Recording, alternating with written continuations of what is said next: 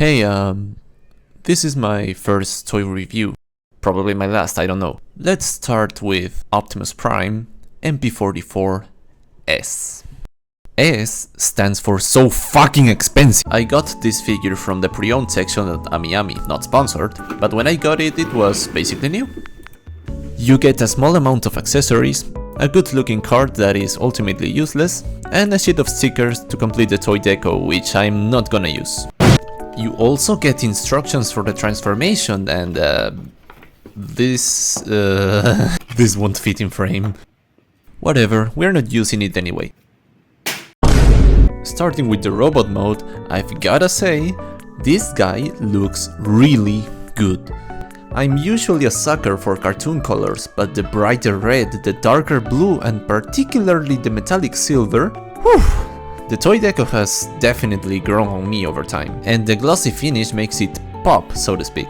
The head is well sculpted and detailed too. However, this is still an MP-44, so it retains the same problems. Starting with the legs, they are a mess of panel lines, and you can even see bits of red showing. It is not an issue for me, but the higher contrast between the red and the blue makes it more noticeable. The backpack is huge, but this time around it does not have a sound chip to justify its size. The legs sit a bit forward in relation to the rest of the body, but honestly, these issues do not bother me.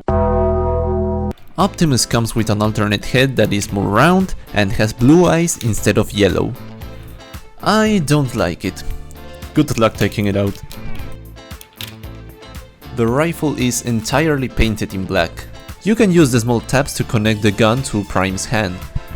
It stays tapped in quite well, but only in the left hand.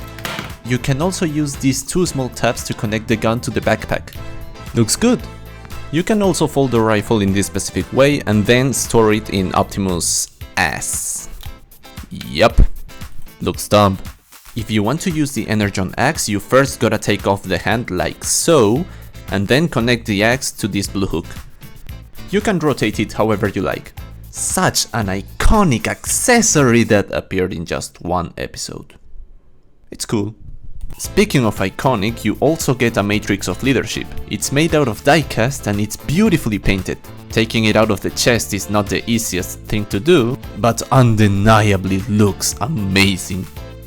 Finally, you get a stand adapter for a stand that I don't have, so I don't care. The head is on a ball joint, has good range. If you use this hinge, you can get a bit more range when looking down.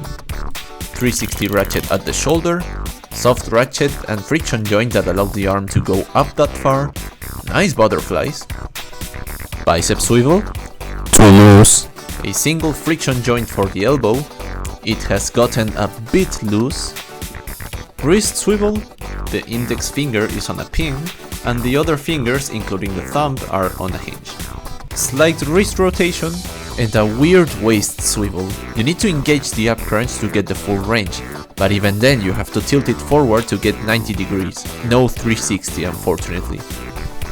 The up crunch has decent range, this is diecast by the way.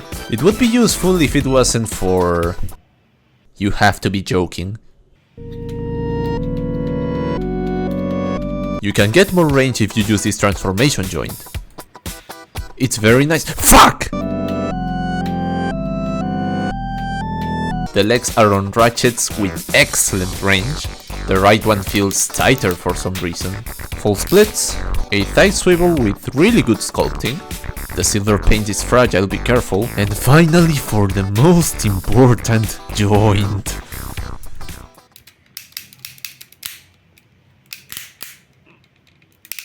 It works! This means that the issue has been fixed. You can use them however... No.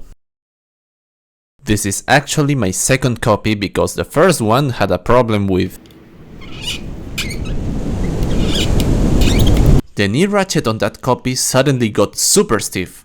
And I don't know why, but it just snapped. I contacted Ami support and thankfully they were super helpful and eventually sent me a new copy as a replacement. But guess what? The new copy also had that same issue. So what I did is remove these 4 screws then these other 3, and finally put a bit of loop inside the ratchet. After doing that, it has been working smoothly. For now. As for the feet, they have ratchets, good range, and give a lot of stability. I know I've been very harsh with this figure's articulation, and rightfully so, but I've gotta say, it is very versatile and quite fun to pose. I especially like how stable the feet are. Heck, he can even stand in one foot. I really like this figure. He is loose in some areas, but he's very, very solid. Probably because he has good weight. And speaking of that, let's go with some size comparisons. I don't have much, I'm broke, but here's SH Figuarts Denji and Magic Square Light of Peace. As for the transformation, it is not as bad as people say, but I have a camera in front of my face, so yeah, this is gonna hurt.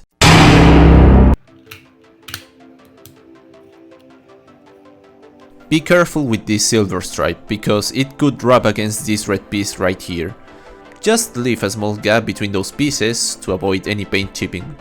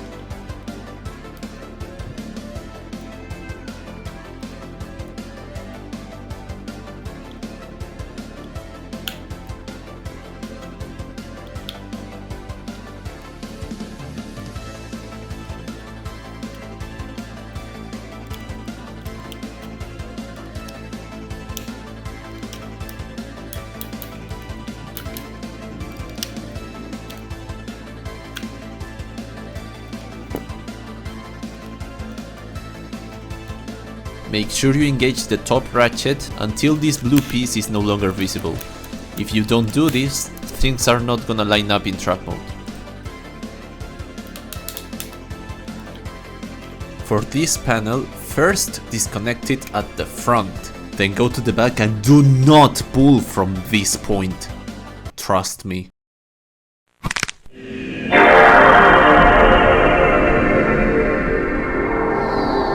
Instead, pull from here, that way you'll be safe.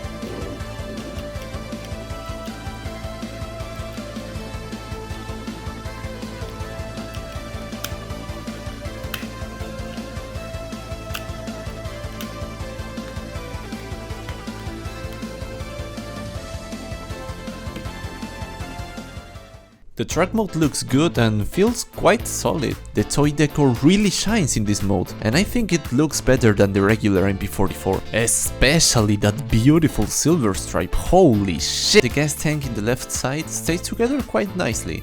I cannot say the same about the right side, but it looks good enough. It has opening doors, but no real interior, no minifigures, so it's useless. I'm happy to report that my copy has no problems with the right door fitting in the side of the truck. It is a common issue apparently. The right tire is a bit loose, but it rolls just fine. It's impressive considering the amount of junk at the bottom. Speaking of junk, the back of the truck looks a bit messy and has a huge gap. But in person, it's not a big deal. Though I think it would have looked better if the inside of the fake gas tanks was painted in blue. You can store the gun at the back, but there is no storage for any of his other accessories. For size comparisons we have Light of Peace, Lego RB21, and a limited edition non-articulated Shrek. I've run out of things to say, so let's jump to the big questions. Is this figure good? Yup, I think it is. I would say that I like it a bit more than my Light of Peace, and trust me, that's saying something. Does it have good QC? Have you watched the video? Of course not! Is it worth the price? It was for me, but remember, I paid way less. Should you buy it? If you like the MP-44 mold, I don't think you'll be disappointed. Go get it while it's still in stock. But if you just want a G1 toy-ish masterpiece Optimus Prime, you might wanna check the new Style Gem version that will release at the beginning of next year. I'd like to get it myself, but I have already spent most of what I had on this guy. And I am not a financial idiot. I am a financial idiot.